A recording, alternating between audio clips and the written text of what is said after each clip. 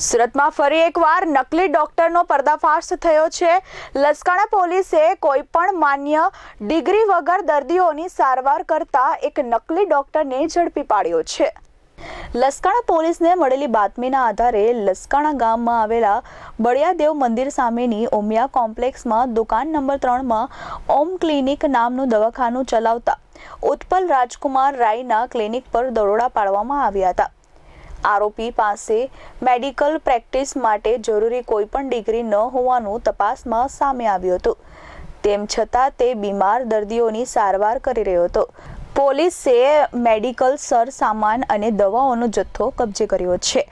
આ નકલી ડોક્ટર વિરુદ્ધ પોલીસે ગુનો નોંધી કાયદેસરની કાર્યવાહી હાથ ધરવામાં આવી છે।